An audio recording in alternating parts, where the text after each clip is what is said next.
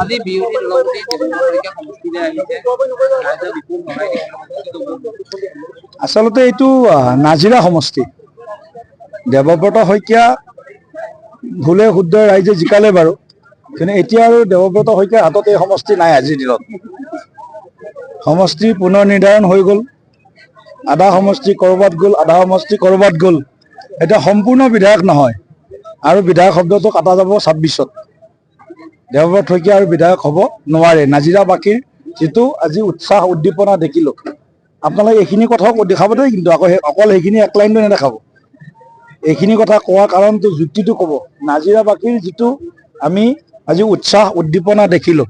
এই দেখাৰ পিছত এইটো নিশ্চিত হ'ল যে এতিয়া যে আধা আধৰুৱা বিধায়ক হৈ আছে দেৱব্ৰত শইকীয়াদেৱ তেখেতৰ সম্পূৰ্ণৰূপে সবাৰ বিধায়ক শব্দটো তেওঁ নামৰ পিছৰ পৰা কটা যাব হ'ব এইখিনি চাপিছে আখিলো মানুহৰ মই বহুত কৈ আছো ৰাতিপুৱা শিৱসাগৰ আপোনাৰ প্ৰতিনিধি আছে ইয়াতকৈ ক'ব নোৱাৰি আৰু যিমান পাৰি সিমান কৈ আহিছো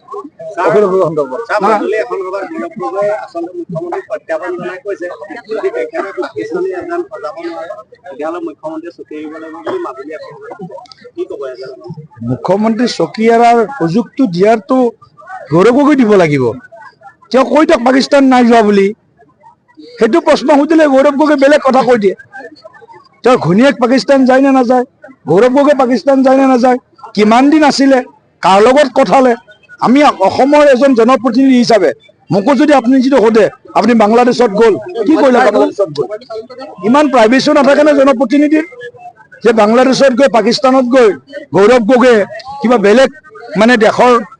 অহিত কথা ক'ব অহিত কাম কৰিব তেওঁ যদি ইমানে ভয় তাৰমানে গম পায় যে গোসাঁই ঘৰত কোন মই কল খোৱা নাই সেইটোৱে হৈছে গৌৰৱ গগৈৰ ক্ষেত্ৰত তেওঁ কৈ দিয়ক মই যোৱা নাই বুলি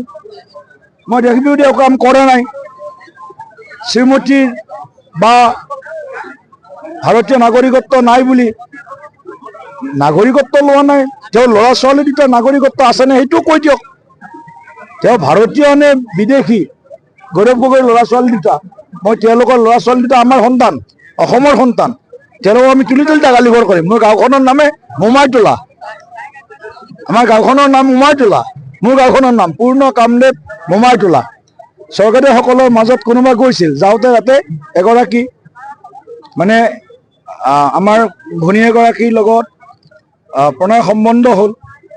তাৰপিছত ৰজা গুচি আহে জেনেৰেলি সেইটো নিয়মে আৰু তাত থাকি গ'ল ভাগিন এজনী জন্ম পালে এজন জন্ম পালে আৰু তেওঁক আমাৰ গাঁওখনৰ মানুহখিনিয়ে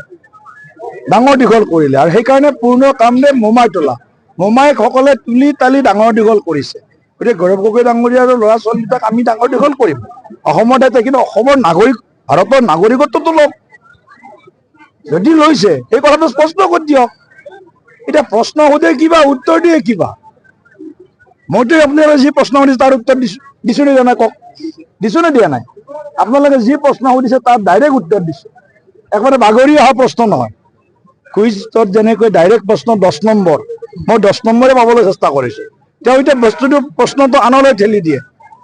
5 নম্বৰটোহে পাবলৈ চেষ্টা কৰে 5 নম্বৰটো বেলেগক দিব চেষ্টা কৰে মই গৌৰৱ গগৈ 10ৰ ভিতৰত 10 পাওঁ তেওঁ শ্ৰীমতী ভাৰতীয় নাগৰিক হয়নে নহয় গৌৰৱ গগৈ স্পষ্টকৈ কওক ল'ৰা ছোৱালী দুগৰাকী ভাৰতীয় নাগৰিক হয়নে নহয় স্পষ্টকৈ কওক পাকিস্তানত গৈছে নে যোৱা নাই স্পষ্টকৈ কওক পাকিস্তানত গৈ ক'ত ক'ত কাক কাক লগ কৰিলে সেইখিনি কথাও কওক এইখিনি ক'লে ৰাইজৰ মন দুধ কা দুধ পানী কা পানী হৈ যাব এইটোৱেইটো প্ৰশ্ন উত্তৰ বিচাৰি আছে ৰাইজে এইখিনিয়ে